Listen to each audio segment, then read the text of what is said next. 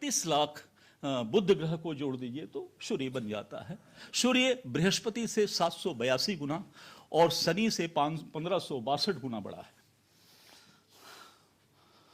तो वो सूर्य के इक्वेटर से 8 डिग्री बिलो जो उसका है, उससे 8 डिग्री बिलो प्लैनेट्स मूव करते हैं, जो प्लैनेट्स मूव हो रहे हैं। तो 8 डिग्री नीचे जब चलता है वो, तो इसलिए सूर्य पृथ्वी को कहा गया है कि ये अष्टाक्षरा है। ये हमने कभी नहीं समझा कि ये वेद में और इसमें अष्टाक्षरा अनुष्टुप छंद में है और अनुष्टुप छंद अष्टाक्षरा है, और इसके 8 ही वसु, 8 वसु हैं, और वो है ध्रुव, धर, सोम, वसु, अग्नि, प्रत्युष और प्रभास।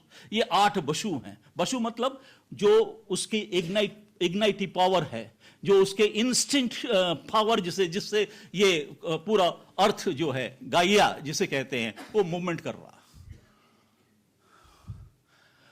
अब वो 8 वसु हैं, और 8 वसु इसलिए हैं कि अष्टाक्षरा है। जब अष्टाक्षरा है तो हमेशा सूर्य के एक तरफ पृथ्वी रहेगी। कभी भी जो रिवॉल्यूशन होगा, परिक्रमा होगी, उसमें हमेशा सूर्य के एक तरफ ही पृथ्वी रहेगी। तो 9 किरणें, 9 रेज आ रहे हैं, और यहां अष्टाक्षरा है तो 9 into 8, 8 वसु हैं, उसकी पोटेंसी है, उसके वाइटल्स एनर्जी है। तो वो जो इंटरेक्शन होगा, वो इंटरेक्शन आपको दिखाई नहीं पड़ेगा, it is all invisible interaction. वो जो इंटरेक्शन होगा तो 9 into 8 कितना हो गया? 72। और जब हमने रिकॉर्ड किया कि उस इंटरेक्शन के बाद पृथ्वी से कौन सा साउंड निकल रहा है, उसके मूवमेंट में 29.8 किलोमीटर पर सेकेंड जो चलती है, तो उससे निकल रहा है कंग, खंग, गंग, चंग, टंग, तंग, पंग, यंग।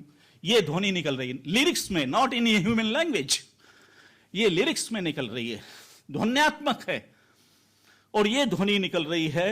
तो 9 into 8 72 हो गया।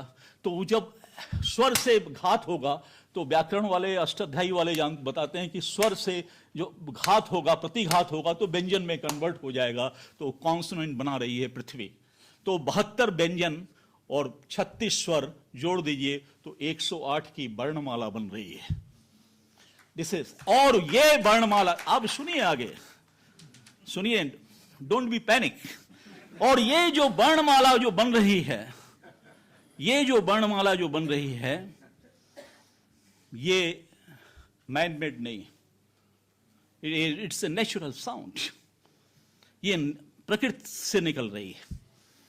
और ये इसीलिए जब भी कोई बच्चा, until unless he is or she is polluted by their parents to trained in their own languages, तब तक वो इसी प्राकृतिक भाषा में ही नरेट करता है, बोलता। और यही नहीं, पशु पक्षी जितने हैं वो भी जब बोलते हैं तो इसी प्राकृतिक ध्वनियों का इस्तेमाल करते हैं। और पंच तत्वों की अगर हम बात कर रहे थे अभी, पंच तत्वों में पहला पृथ्वी तत्व है, सॉलिड। आप यूं करिए, ठप ठप की आवाज आ रही है, ताली जो बजा रहे हैं, ठप ठप की आवाज आ रही है। आप जल बहता है, कलकल की ध्वनि निकल रही है, हवा चलती है, सनसन की ध्वनि निकलती है। आग जला लीजिए, सब जाड़े का मौसम है, अलाव तापते हैं लोग, आग जला लीजिए, धू धू की ध्वनि निकलती है। ये पंच तत्व भी उसी भाषा को बोल रहे हैं, क्योंकि वो प्राकृतिक भाषा है। और उसको ऋषियों ने सुना, और जब ऋषियों ने सुना और उसको अपने वोकल कॉर्ड के माध्यम से दोहराने का प्रयास किया, तो मानुषी भाषा का प्रादुर्भाव हुआ। उसके पहले आ, वो, ही, फिस यही बोलते थे, उसके बाद मानुषी भाषा का।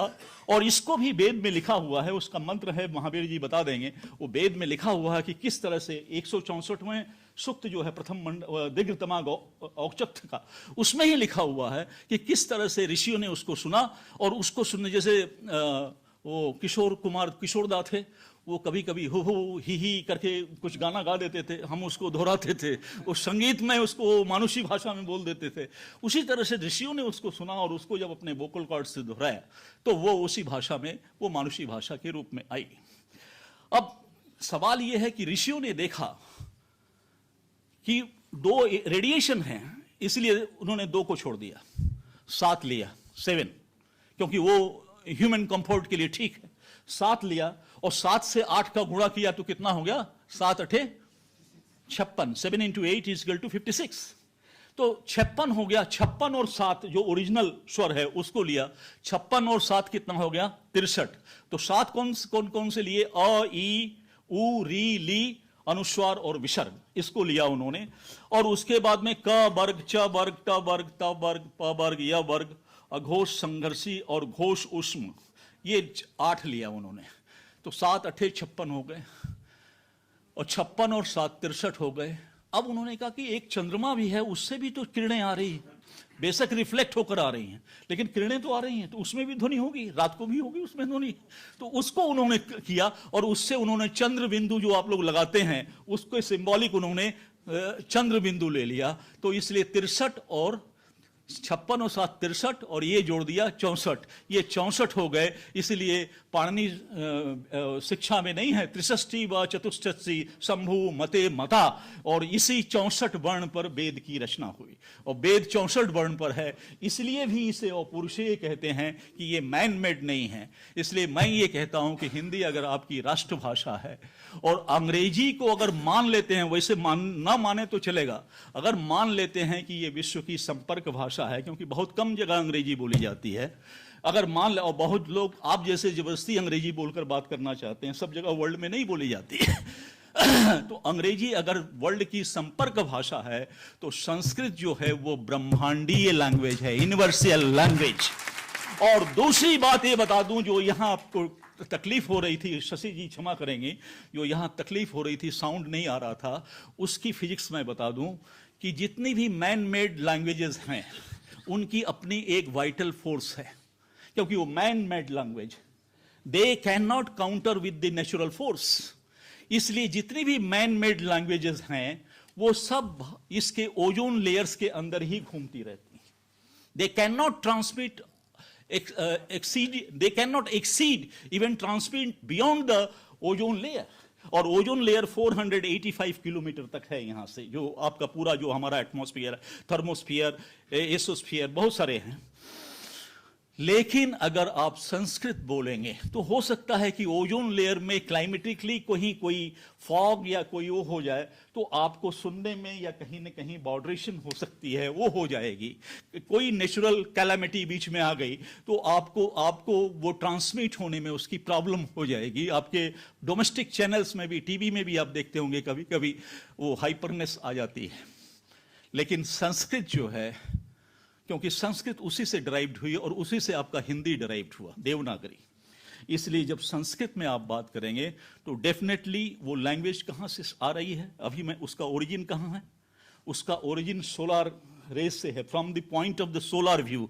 तो एंटायर सोलार सिस्टम में अगर कहीं ट्रांसमिट करना है, नासा, इसलिए वहाँ पर नासा में, हमारे नासा में संस्कृत की कैप्सूल ट्रेनिंग कराई जाती है। Every scientist, it is a fundamental for every scientist to have a capsule training in the Sanskrit language, क्योंकि उनका जो पूरा कैलकुलेशन है वो सूर्य सिद्धांत पर आधारित है। और वो बोलते हैं कि सूर्य, हमने कहा कि ये तो हमारा, बोला आपके पास तो लगद वाला है, ये तो मैदानों का है, और मयांस कल्चर तो मैक्सिको में है, आपके यहाँ कहाँ है, मैं तो यहाँ का था, इसलिए दिस इज आवर प्रॉपर्टी, और इसलिए वो बात करते हैं और उसी पर वो कैलकुलेट करते हैं, और उसको समझने के लिए Sanskrit is very much needed. तो इसलिए सीखना पड़ता है संस्कृत। तो इसलिए वो ट्रांसमिट हो सकती है, संस्कृत जो लैंग्वेज है वो आपके ओजोन लेयर से बियॉन्ड भी ट्रांसमिट हो सकती है, लेकिन बाकी वर्ल्ड की चाहे कोई भी लैंग्वेजेस हैं वो वहाँ से ट्रांसमिट नहीं हो सकती है। और प्रपंच सार नाम की एक किताब है, उसमें मैंने देखा कि उसमें तो प्रत्येक अल्फाबेट के जो ऋषि हैं उनका नाम लिखा कि आ किसने इन्वेंट पकड़ा, आ किसने पकड़ा, ई किसने पकड़ा, वो एक एक ऋषि का नाम उसमें लिखा हुआ है। तो ये मैं आपसे कहना चाहता हूं कि अब देखिए, दूसरी चीज देखिए कि हमारे यहाँ वैदिक में वैसे हार्ट प्रॉब्लम है, पूरा हार्ट ब्लॉक है, मैं कैसे आया हूँ, see knows everything, but it is since I am present here I have to contribute something to you honestly. हमारे यहाँ गाथ, गालव और अत्रि नाम के ऋषि हुए थे, और उनके जो शिष्य थे वो पश्चिम में गए थे। ये पूरा हमारे धर्मशास्त्रों में उसका वर्णन है, शास्त्रों में उसका वर्णन है कि वो वहाँ गए थे। और गाथ जब यहाँ से गए तो जो स्कूलिंग हमारे यहाँ थी, जो पाठशाला थी, जो बटुक पढ़ते थे, जो हमारा सिस्टम था वो वेस्टर्न में नहीं था। तो काफ़ी नोमैडिक होने के बाद काफ़ी देर, उस समय तो कोई प्लेन या बुलेट ट्रेन थी नहीं, तो वो उस तरह से नोमैडिक रूप में ट्रेवल करते करते 1000 ईयर्स में पहुंचे। तो बहुत सारे सिस्टम छूट गया, उनके बोलने के एसेंट्स भी खराब हो गए। तो वो जब वहां पर गए और उनसे जो भाषा बनी, उसका जो अपभ्रंश होकर भाषा बनी, गाथ के जो शिष्यों ने चलाई उसको गैथिक लैंग्वेज कहते हैं। और गालव से जो चला वो गैलिक हुआ, और अत्रि से जो चला वो एटिक लैंग्वेज हुई। ये सारी चीजें हैं। इस सारी चीजों को, ये तो भाषा विज्ञान की बात है, बट व्हाट आई रिसर्च, मैंने जो देखा उसके हिसाब से मैं बात कर रहा हूं। तो इस तरह से बहुत सारी चीजें हैं। जैसे जया माने पृथ्वी, मिति मतलब नापना, तो ज्या मिति इज इक्वल टू ज्योमेट्री हो गया। हमारे यहाँ क्षण है तो उसको सेकंड ले लिया, हमारे यहाँ हो रहा है तो आवर हो गया, हमारे यहाँ मित है तो मिनट हो गया, हमारे यहाँ आरोहणम मार्तंडस्य है, सुबह सूर्य उगता है, वो एम हो गया, एंटी मेरिडियन हो गया। हमारे यहाँ पतनम मार्तंडस्य है तो पीएम हो गया, हमारे यहाँ अहोरात्रि है तो ओवरनाइट हो गया वहां पर, हमारे यहाँ सप्ताह है, वीक हो गया, मंथ का, मास का मंथ हो गया। इस तरह से बहुत सारी चीजें हैं। आप फादर मदर की केवल बात मत करिए। और इंडो यूरोपियन नाम की कोई लैंग्वेज नहीं थी, ये तो पूरा ओरिएंटल स्टडी ने फैलाया था। तो वो बहुत सारी चीजें, बंगला है जो बंगला, हमारे यहाँ बंगला बोलते थे वो बैंगलो हो गया, कुटिया बोलते थे, कुटीर बोलते थे वो कॉटेज हो गया, सर्प बोलते थे सरपेंट हो गया। माने एक एक चीज को। और आप वो छोड़ दीजिए, कश्मई देवाय हविषा विधेम, अभी जो महावीर जी ने कहा, कश्मई का मतलब क्या है? क मतलब जल, क री मतलब अग्नि, क मतलब जल। कश्मई देवाय, क नाम के जल देवता जो जिससे हमारी सृष्टि हुई, उसको मैं हविष प्रदान करता हूं, उसको कश्मई कौशमो में चला गया। हरि का मतलब सूर्य होता है या सूर्य की रश्मि होती है, हरित। और जन का मतलब जन विभ्रांति बहुधा, माने पृथ्वी को जन कहते हैं। यहां बहुत सारे जन हैं, बहुत सारे लोग हैं, नाना प्रकार की भाषा बोलते हैं। तो जहां हरिजन, जहां अंतरिक्ष मिलता है, पृथ्वी के साथ मिलता है, जिसको हम क्षितिज कहते हैं, उसको वो वेद में हरिजन कहा गया। वो गांधी जी वाला हरिजन नहीं, हरिजन, हरिजन कहा गया, उसको ले लिया, होराइजन हो गया। आप देखिए गीता में है, प्रथम है कि धर्म क्षेत्रे कुरुक्षेत्रे समवेता युत्सुआ, माने मेरे और पांडवों के पुत्र युद्ध करने के लिए कुरुक्षेत्र में इकट्ठा होकर क्या कर रहे हैं। युत्सु सब जापान में चला गया, जुजुत्सु बन गया।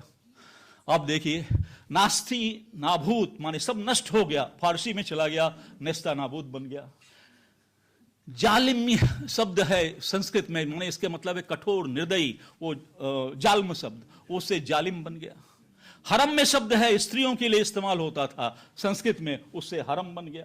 तो इस तरह से सारे, ये केवल इंडो यूरोपियन जो कहा गया है, आई डिसएग्री विद इट। ये पूरा वर्ल्ड में जो है, क्योंकि हम पहले थे तो इसलिए जो ये संस्कृत का ही एक्सपेंशन है और नाना प्रकार की भाषाओं में बनता चला गया। That is the way. और इसके लिए हमें सोचना पड़ेगा। और ये बहुत सारी चीजें हैं जो मैं आपसे बहुत कुछ शेयर करना चाहता था, लेकिन जैसे आइसक्रीम है, मैं एक चीज बोल के बस खत्म करता हूं। मीठा कुछ हो जाए, मतलब मीठा हो जाए ना, कुछ वो टीवी में आता ना, कुछ हो जाए मीठा, तो आइसक्रीम हम लोग खाते हैं। आप जानते हैं कि पूरा वेस्टर्न जो है ग्लेशियल पीरियड में रहा 12,000 ईयर तक, लेकिन वो नेचुरल आइस की जगह ये आइस क्यूब बनाना नहीं जानते थे। देनो ये टेक्नोलॉजी ही नहीं थी। ये हर्षवर्धन के काल में प्रयाग में, इलाहाबाद में संगम के तट पर गड्ढा खोदकर चम्मच से पानी डालकर उस पर पुआल डालते थे और उसके ऊपर रेता डालते थे और रात को वो ऐसे छोड़ देते थे और सवेरे बर्फ बन जाता था। उसमें वो कुश का वो डंडी घोसते थे, सवेरे उसको निकालते थे, गर्मी बहुत होती थी इलाहाबाद में, और उसको चूसते थे, ये हर्षवर्धन काल में। और वहां से आइसक्रीम बनने की टेक्नोलॉजी जो है वेस्टर्न को गई। These are all the things I would like to say to you. I have submitted in front of you and my health is not permitting, and monitor is standing behind me, so it's all her grace. It is her grace that she is introducing me in this waves assembly in front of such a luminous intelligence here. I am really thankful to her. और मैं इसलिए thankful हूं कि मैं एक चीज बताता हूं कि वेद में, आयुर्वेद में लिखा है, न तस्य प्रतिमा अस्ति, ईश्वर के लिए कहा गया। अभी ईश्वर पर बहुत बात हो रही थी। ईश्वर के लिए क्या उसकी प्रतिमा हो नहीं सकती, he can not be defined in a material form. तो जब प्रतिमा नहीं हो सकती तो लोगों ने पूछा कि सर आपने तो बता दिया प्रतिमा नहीं हो सकती, तो अब ईश्वर की आराधना कैसे करें? तो उन्होंने कहा पूर्णमदः पूर्णमदम पूर्णाश्च पूर्णमुदच्यते, पूर्ण वो भी पूर्ण है, ये भी पूर्ण है, पूर्ण से पूर्ण निकल जाए, यहाँ पूर्ण शेष बचे तो ईश्वर है। हम पूर्णांक अगर 9 मानिए तो 9 में से 9 घटा दीजिए तो 0 होगा। वो बोलते, वो ऋषि कहता है कि हायर मैथमेटिक्स की बात करता है कि 9 - 9 = 9 जहां दिखाई दे दे वहां समझो ईश्वर है। और वो तो कहीं घटना घटती नहीं कि पूर्ण से पूर्ण निकल जाए, पूर्ण शेष बचे, तो वो कहीं होती नहीं, लेकिन होती है। और वो होती है स्त्रियों में। और स्त्री जब एक संतान को जन्म देती है, मां बची रहती है, तो वो पूर्ण स्त्री बची रहती है संतान। इसलिए हमने स्त्रियों को माता कहा और उसको ईश्वर का। धन्यवाद।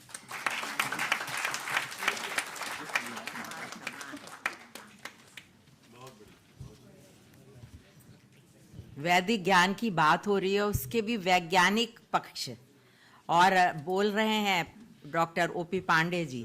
तो अब कैसे ख़त्म होगा थोड़े समय में, लेकिन हमें बहुत खुशी है कि हमने उनको आमंत्रित किया, वो यहाँ आए और उन्होंने सिर्फ उसका जो दिग्दर्शन कराया है वो हमारे 4 दिन के इस कॉन्फ्रेंस के लिए दिशा निर्देश करेगा, ऐसा मैं समझती हूँ। आपका बहुत बहुत धन्यवाद for pointing out so many things for as a guidance of this conference, and we will be grateful for you always. Your blessing is required. You are God. Yeah.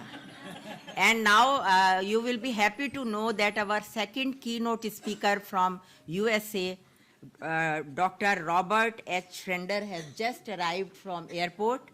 He is a very renowned scholar coming from Maharshi College of Perfect Health, Maharshi University of Management, Iowa, USA. And firstly, we will like to welcome him, and I request Dr. Balram Singh ji to present him a flower bouquet and a memento from Wave side.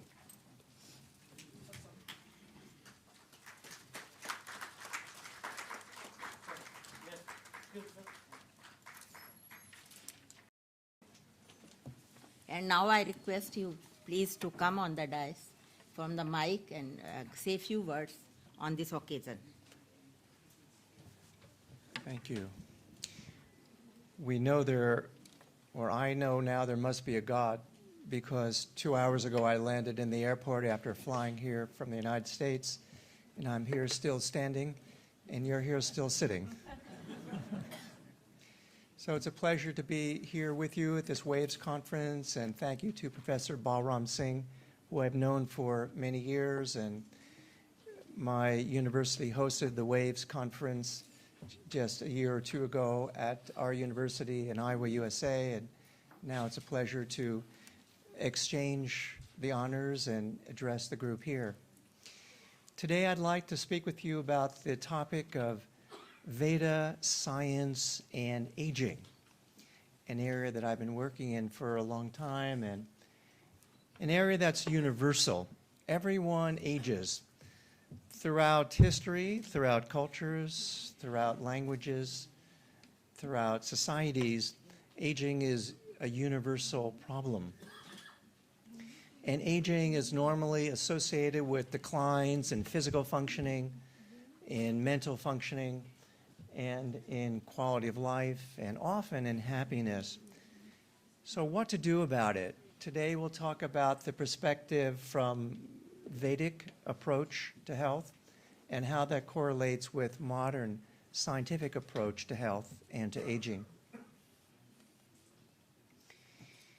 Although aging is normally associated with declines in physical and mental functioning, there is a small percentage of the population that does not decline or has a slower rate of these declines, or actually improves in health and quality of life. And this is called successful aging. And throughout the ages, man has tried to discover how to enhance successful aging. And this slide shows this pattern of usual versus successful aging. The bar shows percent functioning is normally goes up in youth, plateaus off in middle years, and often functioning declines after age 40, 50, 60.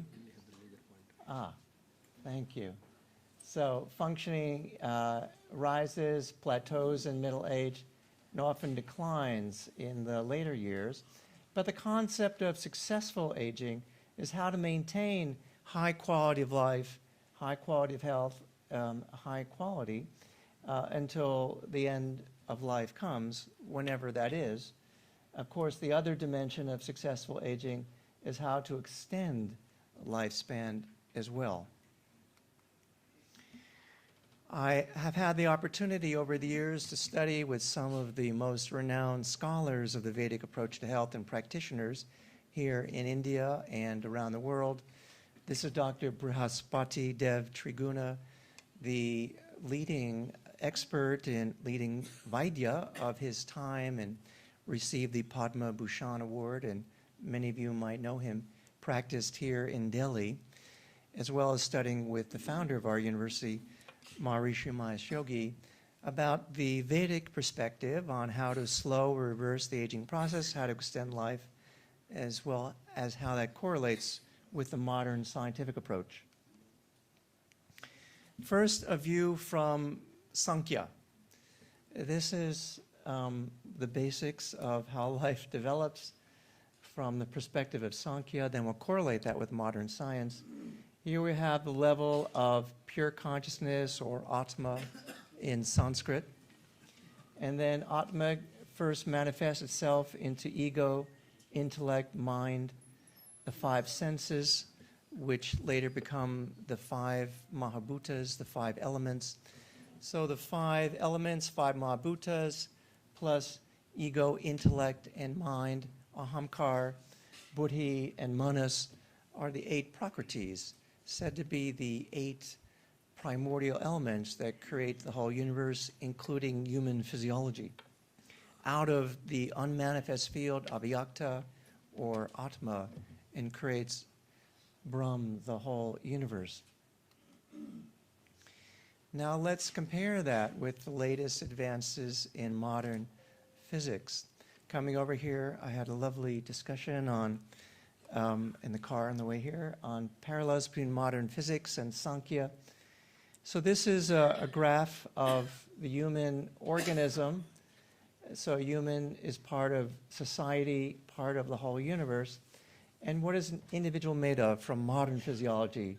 There's organ systems like the cardiovascular system and other systems. Systems are made up of tissues like the heart and myocardial tissue. Cells like heart cells, myocytes. And then cells are made up of cell components like the cell membrane, nucleus. And then there are macromolecular systems, and these are made up of proteins.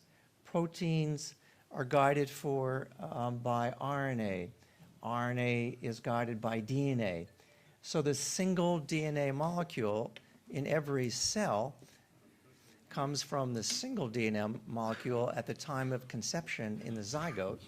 So one DNA molecule in modern medicine now contains all the intelligence for every cell in our bodies, all the organs, all the organ systems, and every person in society. And that's the same laws of nature, actually, in the whole universe. So here, the DNA molecule contains the entire intelligence of the universe within us. But physics talks about a deeper level, because the DNA molecule is made up of laws of biochemistry, laws of chemistry, laws of physics underlie the laws of chemistry. And then physics talks about force fields, energy, matter fields, protons, neutrons, and electrons, and the linking force between them, supersymmetry. And these are quantum fields, like particle accelerators, CERN, and all that, are discovering these force and matter fields. And at the basis of these force and matter fields is a single unified field of all the laws of nature, originally described by Albert Einstein, and now theorized. The most successful unified field theory is called string theory. One string or one field gives rise to all the particles, forces of nature, including human body. Is this beginning to remind you of Sankhya yet? This is medicine and physiology blown up from the point of view of modern physics and modern Veda. So these fundamental force fields and matter fields can be called the gravity field, gauge fields, and matter fields. Matter fields in quantum physics are protons, neutrons, and electrons. Gauge fields are heat, electromagnetism, atomic energy, nuclear forces. Those are all the energy forces. And then gravity field is actually what holds together and unifies the force and matter fields. And they have their basis, again, in this unified field of all the laws of nature called Atma in Vedic language. And then Ayurveda gives a name to these three fundamental forces. Same forces, I would suggest. So energy forces pitta, matter forces kapha, and gravity, that the principle of movement that keeps everything in balance, vata. And then here are the three doshas of Ayurveda. And here are the 5 elements, the 5 mahabhutas, Akash, Vayu, Tejas, Apas, Prithvi, which corresponds to also these fundamental forces. The 3 and the 5 are actually interchangeable or very closely related in modern quantum physics, agrees with Vedic science. The basis of the whole universe, 5 mahabhutas, 3 doshas, based in the unified field of Atma, creates human physiology on a more material level. Here's modern medicine. Modern medicine functions at this material level, the level of biochemistry and cells, receptors. And Vedic medicine is the theme of this conference, or Vedic science applied to health. I propose to you is unified field-based medicine, because it functions on the level of the mahabhutas, the 8 prakritis, the 3 doshas, all of which are what emerge immediately from the unified field. And ultimately, Vedic medicine works by restoring the connection and the balance between the one field of Atma and the first expressions. And that's the main point of today's talk, as I'll elaborate. Where do we get this knowledge from? Quantum physics, we get from the quantum physics textbooks. Vedic science of health, we get from the Samhitas.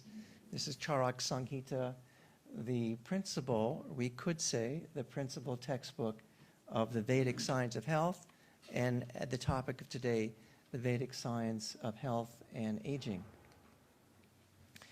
The first shloka of Charak Samhita is, thus begins the quest for longevity. Thus begins the science of longevity.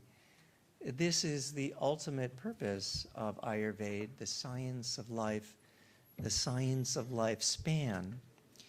So, how does Ayurveda say we can enhance lifespan? And if Ayurveda is really a quantum mechanical medicine, as I've just suggested to you, how can we extend lifespan from the quantum mechanical level? Ayurveda talks about the tripod of life, mind, body, and soul, or mind, body, and Atma. On these 3 is the basis of life, and of these 3, Atma is the basis and gives rise to the mind, ego, intellect, and mind, ahamkar, buddhi, and manas, and gives rise to the body, the 5 mahabhutas, and ultimately the 8 prakritis forming mind and body. But we're focusing now on the source of mind and body, the specialty of Ayurveda in Atma-based medicine. Ayurveda talks about pragya parad as the ultimate source of aging and the ultimate source of disease. If aging is a loss of functioning, then it must be akin to disease or disorder. Charak talks about harmful action of mind, speech, and body is based on pragya aparad, the mistake of the intellect. This is the cause of all disorders, mental and physical. This is the cause of aging. So what is pragya aparad? Pragya aparad can be understood as loss of a mistake of the intellect, loss of memory, of what? It's not just on a conscious thinking level. I think that's a limited understanding of pragya aparad. I would say that pragya aparad more deeply is when the first expressions, here vata, pitta, and kapha, or the 5 mahabhutas, lose their connection, lose their memory of their source in infinite intelligence, lose their memory of their source in the field of perfect balance, lose their memory of their connection to the field of immortality. Atma is neither born nor dies.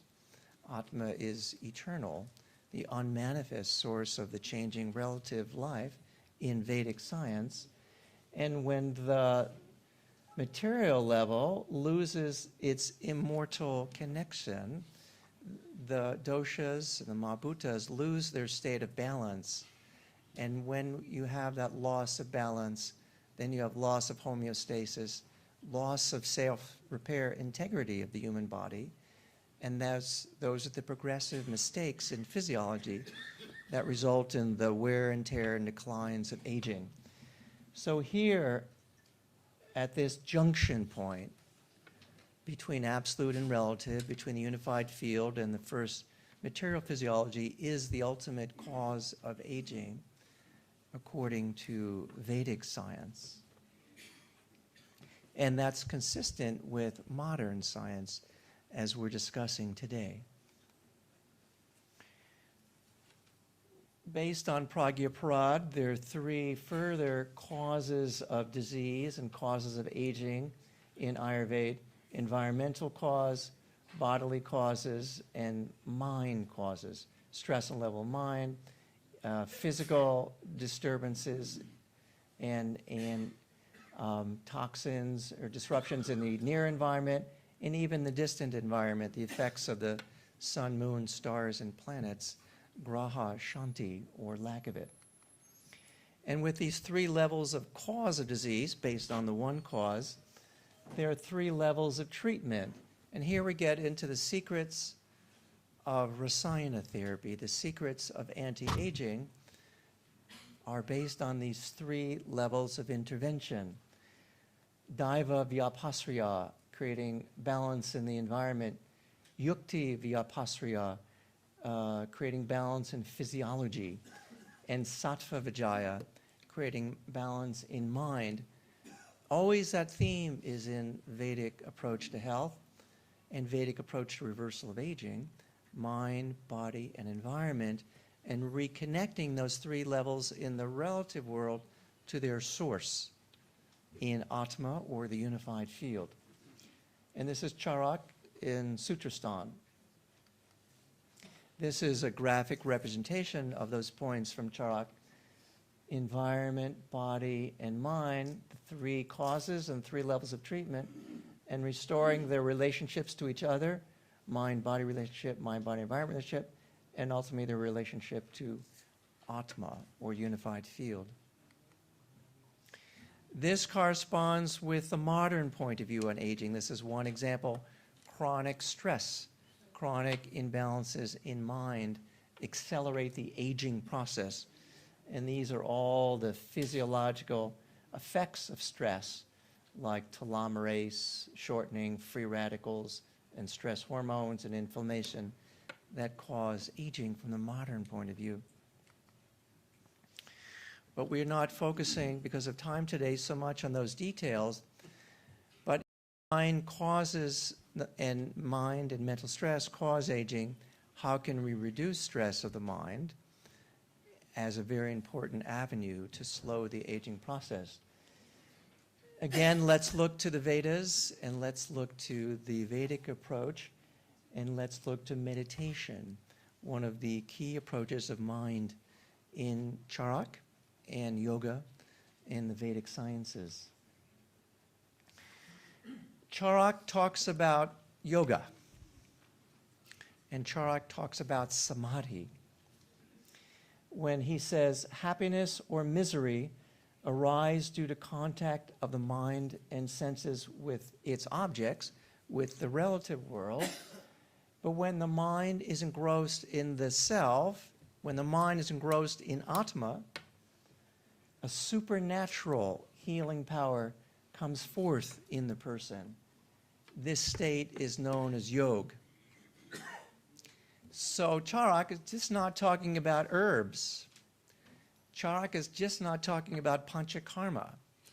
Charak is just not talking about diet and the three doshas. That's there, but that's a limited understanding, I would suggest to you.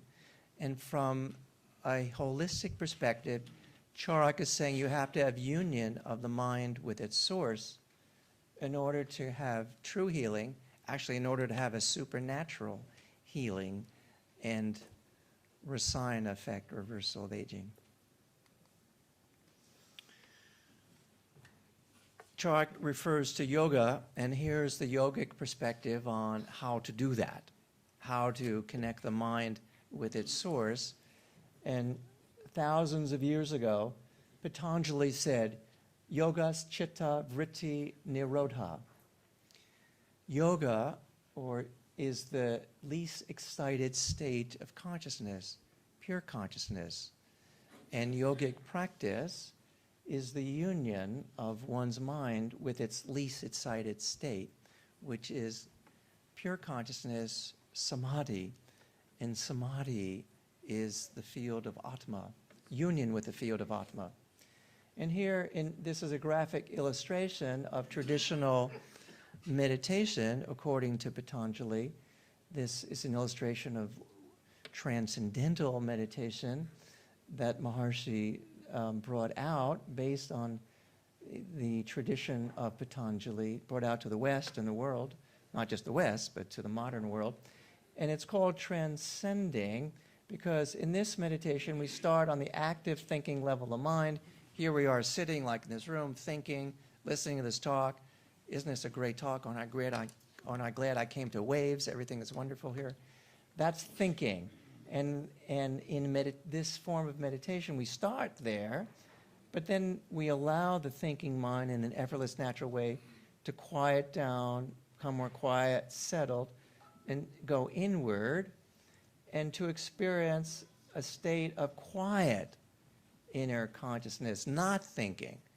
Going from thinking, transcending thinking, to non-thinking, to experience this transcendental level of consciousness, which is pure, silent, expanded, unbounded, eternal, immortal experience. This experience of the unified field in modern science, or Atma Samadhi in Sanskrit, but same field, I would suggest to you. So what happens when we experience this level of samadhi through meditation? There are major changes in physiology and neurophysiology in the direction of slowing the aging process with the regular experience of samadhi. That can be measured and verified by modern physiology. And here are some of the correlates from many hundreds of studies. There are changes in brain wave activity in alpha waves, and many other areas, but coherent alpha, which is coherent, orderly brain, settled, restful, but alert. And there are many changes in physiology, reduced breathing rate during the meditation practice and after, many changes in hormones like lactate, and many other physiological changes in this transcending yoga meditation compared to simply resting with your eyes closed. That's very important.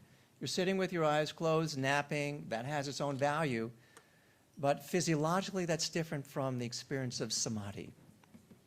Samadhi is when you're awake but not thinking. Samadhi is when you're awake but unbounded. Samadhi is when you're eternal on the level of your experience. And physiology becomes more eternal. I've been involved in some of these verification studies for the past 30 years in the United States.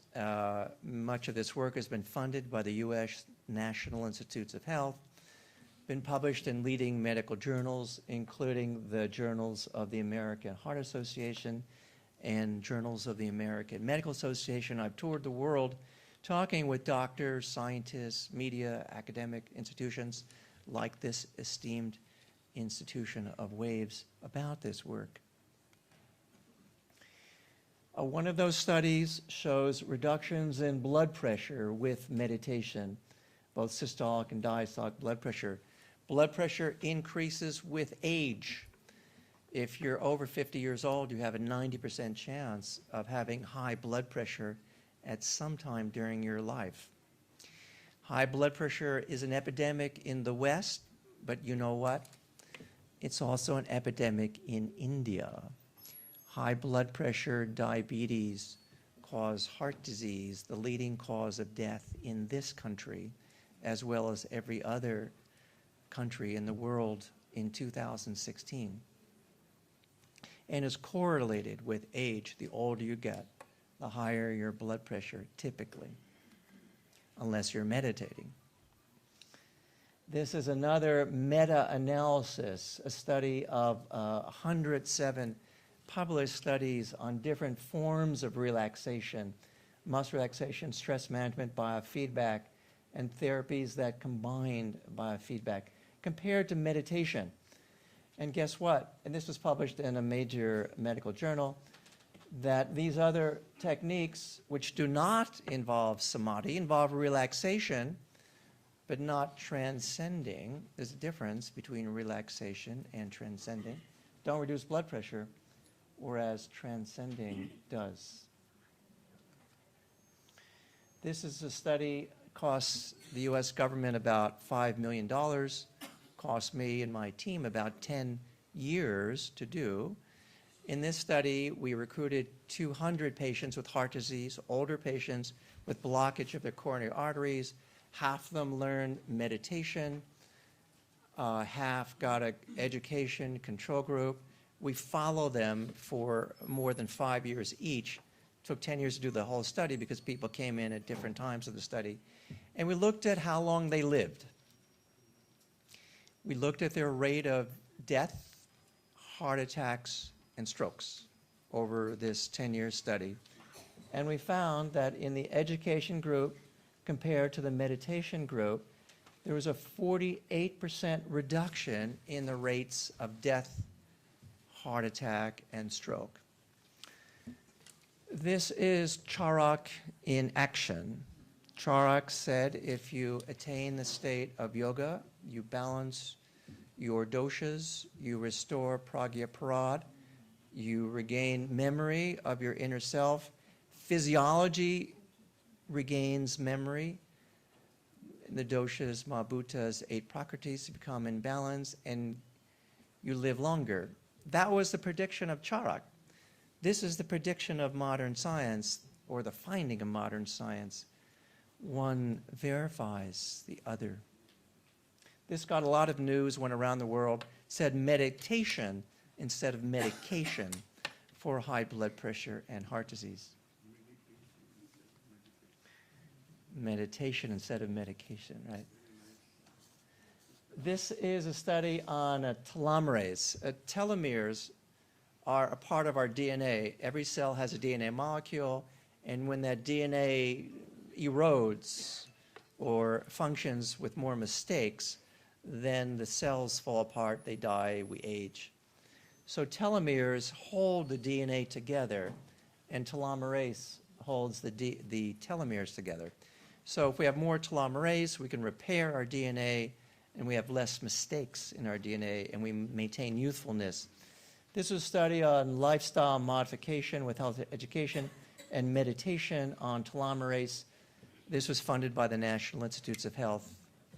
And we found that before and after 16 weeks, Healthy lifestyle, improved telomerase.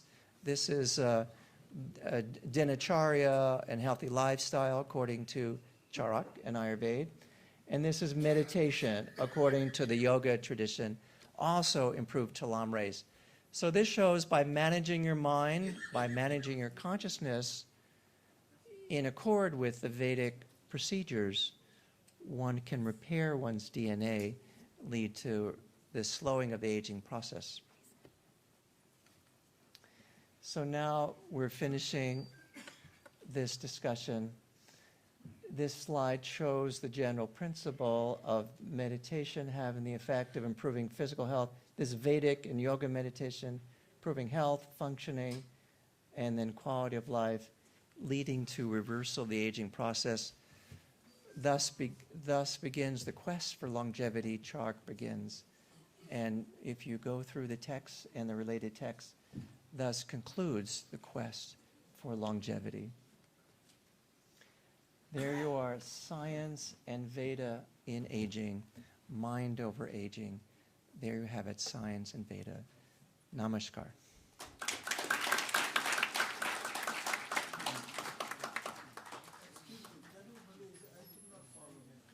DNA in every cell of the body, and DNA over age tends to become more mistake prone, doesn't function so well. So there are ends of the DNA, like a shoelace. DNA is like a shoelace, and at the end of it, there's something called a telomere, which holds the DNA together.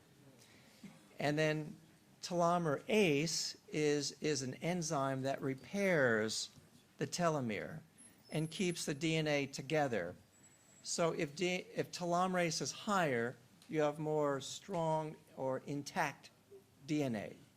And if telomerase is lower, then the DNA falls apart and you age. So you want to increase your telomerase you want to increase your telomerase by managing your mind, managing your body, managing your health, and then that slows the aging process. Is that okay? I want to ask one question. Yes, sir. You have asked about, you have explained about Atma. Yes. Do you believe there is one Atma, there are many Atma, and who is the source of all Atmas? Yeah. What is your view? One He can, Atma is He Brahm. will be here for 3 days, and he will be chairing a session also on 17th morning, I think. So you can see in the timetable, in the program. Okay. Come to the session and we'll discuss. Much, Dr. Robert. As our first speaker, Dr. Pandey, he was talking about outer world sciences. So Dr. Robert was talking about internal sciences. So this is the depth of Vedic knowledge, we can say, here in this inaugural session, and yet we have to discuss all these things further in 3 days. Now I am switching to another very brief program, which is a book release function. And Waves in India is going to release its 5th volume. We have already 4 volumes published, and our publisher is Pratibha Prakashan, Radheshyam Shukla ji, I think he is here, Dr. Radheshyam Shukla ji. So please bring the book, and this is entitled Health and Happiness in Indian Tradition. It has 55 papers which were presented in Jaipur conference of Waves India. So the book will, I request Dr. Mahavir Agarwal ji and Dr. Shashi Kejriwal ji to please release this book. And persons who have contributed in this book may buy from Pratibha Prakashan.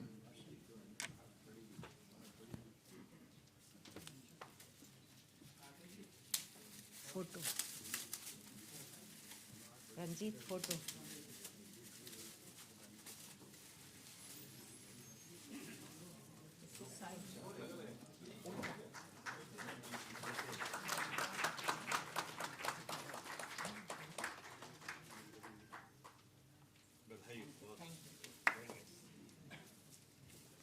Waves के दो life members की book भी यहाँ पर release हो रही हैं. मैं बुला रही हूँ डॉक्टर प्रतिभा शुक्ला हरिद्वार और डॉक्टर सोमा बसु केलकेटा. आप अपनी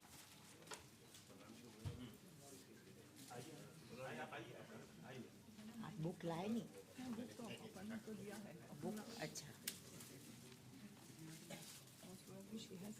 ओके हाँ है ये. And another book is written by Dr. Soma Basu. So please come here. Soma Basu. Hello. She is coming from Ravindranath Tagore and Swami Vivekanand. चलो जाओ.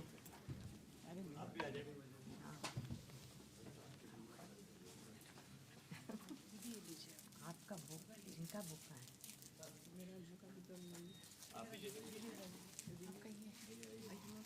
तुम्हारी बुक तो दे दो. ये भी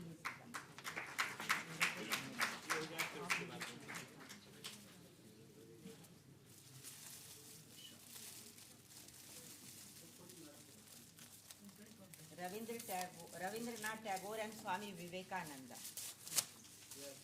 Soma Basu.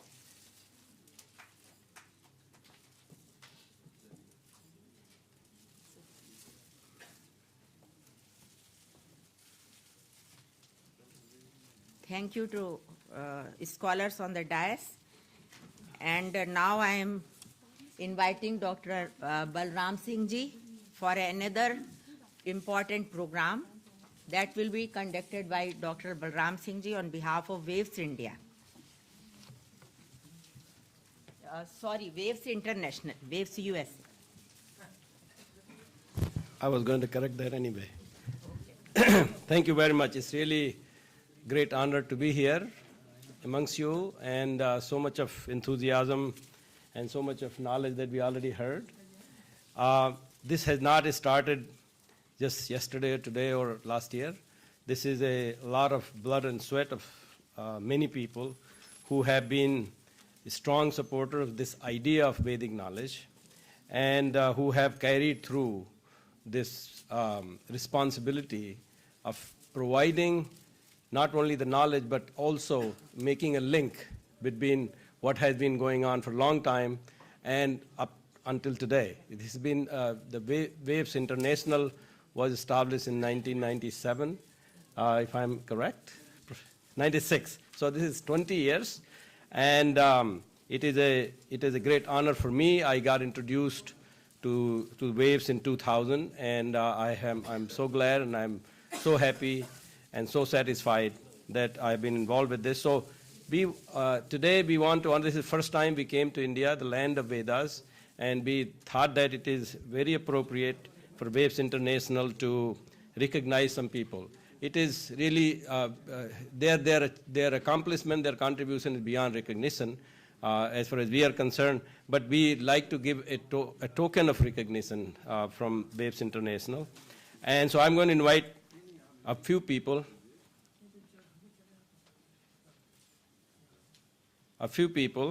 There are 8 names that I have. 5 of them are here today, and 1 will be joining us on the valedictory address day, and the 2 have not been able to come for some very important reasons. So I'm just going to introduce them, and I'll carry their recognition to give it to them in the United States. And the first one is Professor B.N. Narhari Achar, who has been a physics professor. Now, please come as I invite you. And who is going to give them? Sasi or Sasi Kejriwal?